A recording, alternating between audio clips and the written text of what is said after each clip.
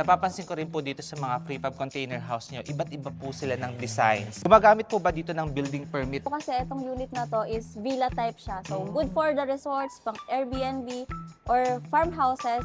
So, in terms of electrical and plumbing naman po, meron po kasi tayong mga standard packages dito sa company. So, kung itatanong nyo po magkano yung price nito is... Hello mga ka-viewers, kamusta po kayo? Ngayon ay nagbabalik po ako dito sa Songjian para po i-feature po again ang mga prefab container house. Alam niyo po mga ka-viewers, nung finiture po natin ito, marami po talaga naging interesado sa ganitong klase po ng bahay, kaya bumalik po tayo ulit sa kanila para ma-update po kayo. So still, kasama pa rin po natin si Miss Jean na straight na ngayon ang buhok. Ayan. Nagpagupit din po ako. Kamusta po Ma'am Jean? Okay lang po. So, Ma'am Jean, ang plano po natin for today's para sa vlog na ito is i-update lang natin sila regarding po sa mga presyo, baka may changes, and ano po yung mga possible po na kakalabasan pa po ng paggamit ng isang prefab. Kasi alam nyo talagang ano na po ang paggamit ng prefab ngayon, very in demand. Even sila, Del Strillo and General Mercado, nagpagawa sila ng bahay, then ang ginamit na materials is prefab. Yung nasabi nila, galing daw to sa cargo truck. Ano po ba yung difference? So, yung difference po namin sa typical container van, yun po kasing mga container van, yun yung mga shipping vans. So, galing po yun sa mga ports at yun po talaga yung siniship, pinapasok sa mga barko. But this one, hindi po siya ganon. So, this one po is prefabricated container house, which is para siyang Lego. And then, yung mga parts niya is brand new po lahat. So, ginagawa talaga sila or in-specialize sila para sa ganitong use. For housing talaga, offices and other things that you want them to be used. Ito po mga container house po na ito, dito po mismo sa warehouse niyo pinafabricate. Yes po. And then, mga prefab container house po kasi natin, 3 meters po yung lapad niya. And then, yung height niya po is 2.95 meters. Yung length naman po niya is 5.95 meters. Or can be extended up to 40 footer and more. So, this one is more livable po than those container vans kasi parang mas tiny talaga yung space niya. Tsaka mas narrow yung ano niya, space niya sa loob. Tapos mas mainit dahil mas makapal ang pagkabakal po nun, no? Opo. Miss Jean, sa pagbuo po ba ng prefab container house, kasi yung iba natin mga viewers, interesado talaga sila sa prefab. So ito po ba ay gumagamit po ba dito ng building permit para po mailagay po itong container house? So, in terms of building permit po kasi talaga, meron po tayong 2 types. So, nasa gray area po kasi talaga yung prefab right now kasi can be used as temporary facility. So, yung temporary facility kasi, gagawin nila ngayon and then after a while, pwede nilang tanggalin or ilipat nila. Those things po kasi hindi nila kailangan ng building permit talaga. Pero, kung gagawin mo siyang commercial space or permanent structure, syempre mag-undergo talaga tayo or susunod talaga tayo sa batas ng LGU na kailangan nating magpa-building permit. Okay. So, case-to-case basis din Yes talaga. Po. So, regarding naman po dyan, pwede niyo pong i-message ang Songjian para po at least kung talagang kakailanganin po ng building permit is maaabisuhan po nila kayo. Miss Jean, napapansin ko rin po dito sa mga prefab container house niyo, iba't iba po sila ng designs. So, sino po ba talaga ang nagdi-design nito? Depende po ba kung gusto po mag-DIY ng client? Meron sila mga na-imagine na design na gusto nilang i-apply sa kanilang prefab o nag-offer po ba kayo ng best plan para po sa kanilang ipapagawang prefab container house? So, ayun po, in terms of planning po talaga, si client po talaga ang masusunod sa gusto niya na layout. So, number 1 step po kasi before closing the deal or bago mag-push through yung project is drawing the layouts po. So, magsisit po tayo together with the client and then sasabihin ni client sa atin yung requirement niya. So, after nabigay ni client sa atin yung requirement niya, gagawa tayo ng mga plans and drawings para mapakita sa kanya kung paano yung magiging setup ng mga units niya. And then, if walang idea si client kung anong gusto niya na maging design, we can suggest. Pero, magbe-base pa rin po kami kung ano yung magiging requirement niya. After that, kung may gusto pa siyang mga changes or last minute changes, they can also tell us para po makapag-adjust po kami. Ngayon kasi is talagang darating ang summer and nauso talaga yung mga staycation. So kung mapapansin niyo po kasi itong unit na to is villa type siya. So good for the resorts, pang Airbnb or farmhouses na kung may lote kayo, pwede niyo na siyang ilagay. Miss Jean, kung talagang gagamit silang isang prefab container house, ano po bang advantage nito? So number one advantage is madali siyang ma-build. One day, one unit, meron ka ng prefab house or may tiny house ka na. And then number two is hindi siya inaanay. So kapag may farmhouse ka kasi typically yung mga bahay kubo or made of wood eh. Pero since meron na tayong mga prefab, so wala kayong problem sa anay. Plus, yung mga prefab natin kasi is well insulated na. So wala kayong problem sa insulation inside and also for the ceiling. Naka-insulation na din po yun. And then, number three is cost saving. So, lahat naman ng mga bahay natin may maintenance yan. So, ang maintenance po ni prefab house is from time to time, kailangan natin i-check kung may mga kalawang na basya. Kasi steel structure siya eh. So, kailangan natin yung alagaan. And then, upon checking, syempre, kailangan nating agapan, which is repaint lang. So, very low maintenance po is repaint lang talagang kailangan. Miss Jean, ito pa talaga yung madalas nilang tinatanong.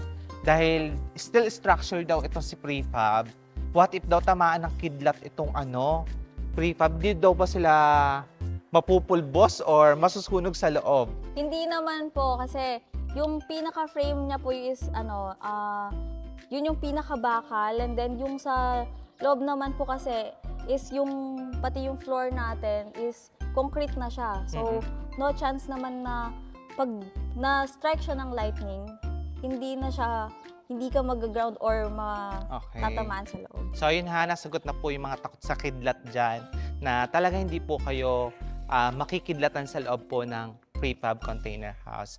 And Miss Jean, ito po kasi isa rin talagang tinatanong nila, ay ayaw namin yan kasi mainit sa loob. So pwede natin to pasukin, ma'am. In terms of ventilation po kasi, ang prefab container, kunwari parang nakikita nyo sa is box lang siya.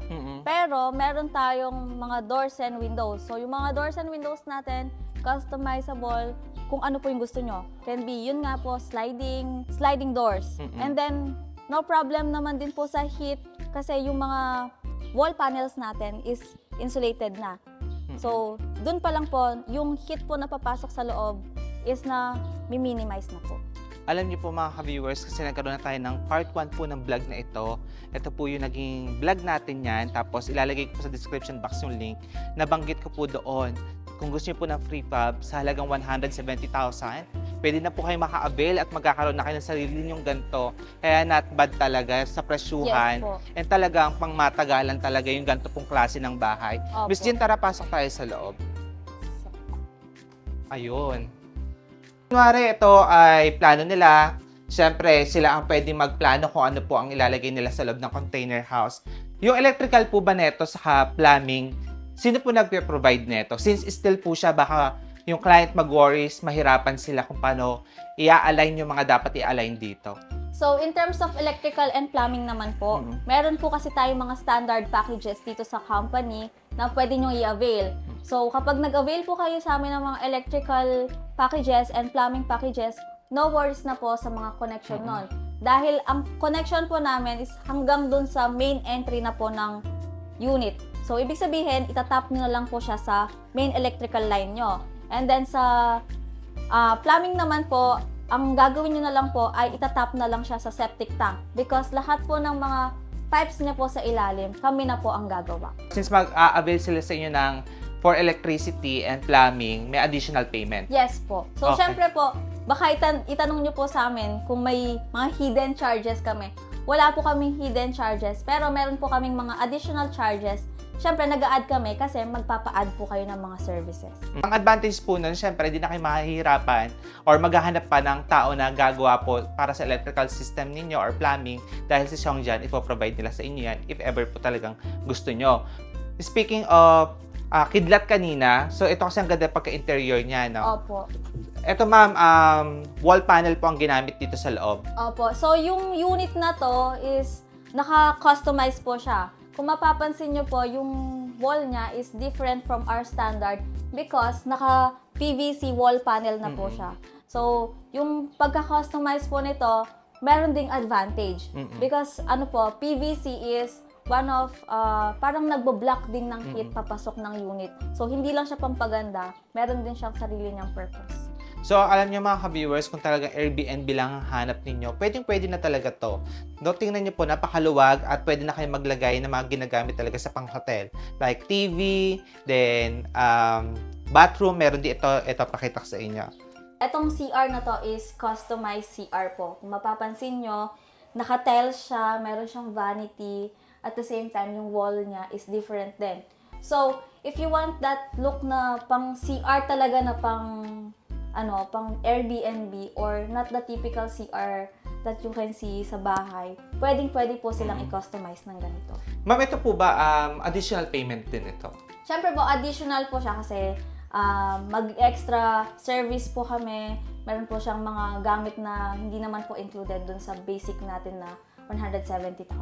So, ito po is villa type na steel structure. So, kung yung prefab kanina, pwede natin i-dismantle. Ito po kasi ay steel structure siya. So, fully weld po siya. Pero, pwede rin po itong i-customize kung ano yung size na gusto nyo at kung ano yung design na gusto nyo sa loob. Ito po is one of the example lang na pwede namin gawin. So, this one po is villa type siya na parang studio type and then may CR din po siya. So, meaning, ma'am, yung isa nako-collapse.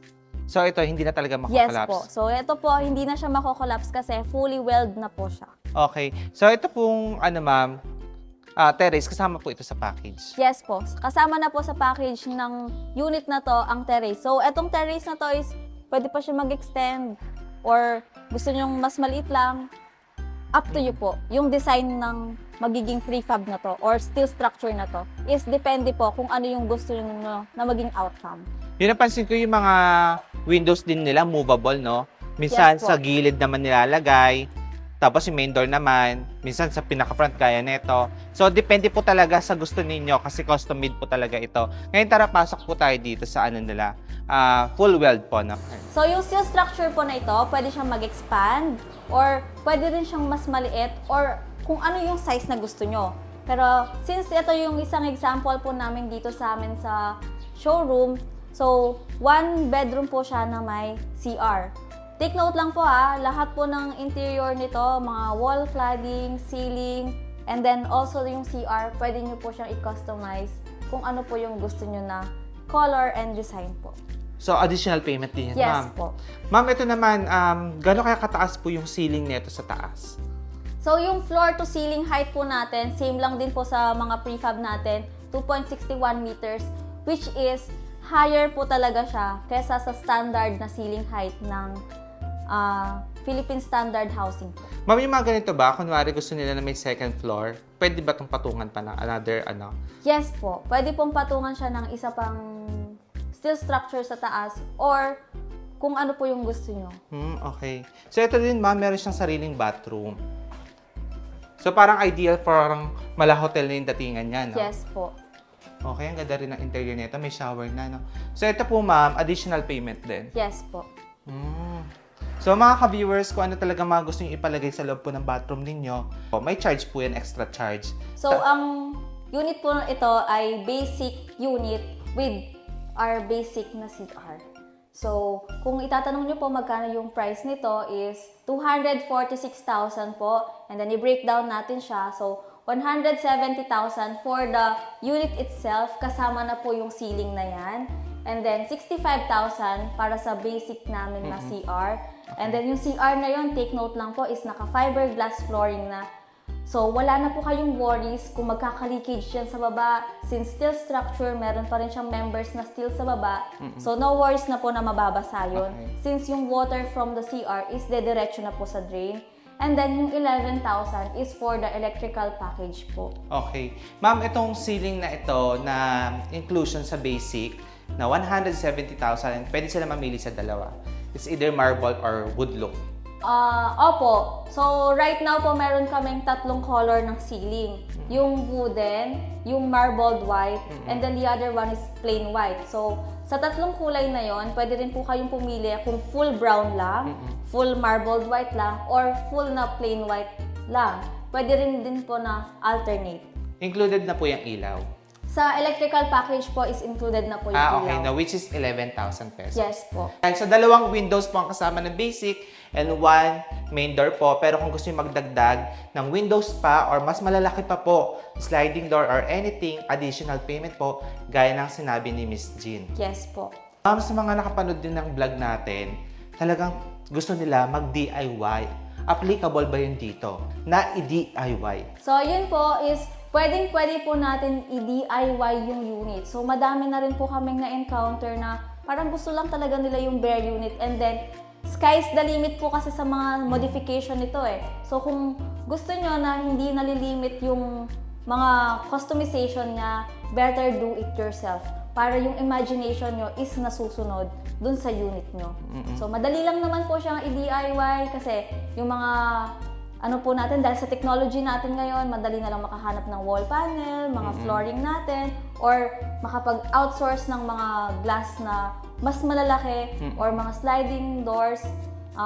Pwedeng po natin kunin sa ibang supplier na din po yon of your choice. Pero kung gusto nyo rin po na less hassle, or parang ayaw nyo na pong makipag-usap pa sa iba, meron din po kami dito. So, kung gusto nyo lang pong i-DIY, pwede rin po siyang i-DIY talaga. Gaya po ng sinabi ni Miss Jean, pwede pong gamitin ng mga prefab for commercial space and apartment po. Pwede po yan. Nasa inyo na lang talaga kung ano po yung nabivisualize ninyo na gagawin sa prefab container house. So, Miss Jean, saan ba sila pwede mag-inquire kung gusto talaga nilang gumamit or bumili sa inyo ng isang prefab container house? So, pwede po kayo mag-visit dito sa aming showroom sa San Simon, Pampanga. So, particular sa Block 10, Lot 22, Golden Sun Industrial Park. Pwede nyo rin pong i-visit yung page namin, which is ilalagay na lang po ni Sir Billy sa comment box para po maka-visit po kayo. And then, pwede po kayong tumawag para magpa-appointment. So, ang advantage po, pag nag-walk-in po kayo dito, at least makikita nyo po yung materials po na ginagamit po nila sa mga prefab. And syempre, may itutur po nila kayo sa showroom po nila para at least po mas malinaw sa inyo at mas klaro po kung makita nyo po actual mismo ang ina-offer po ni Songjian. So ngayon mga ka-viewers, no, kung gusto nyo po makakuha pa ng ibang ideas regarding sa prefab, meron tayong 2 naging videos niyan.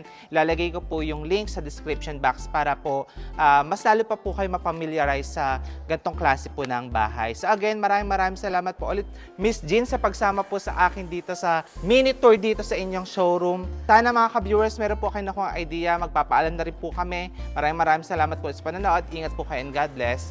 Bye-bye!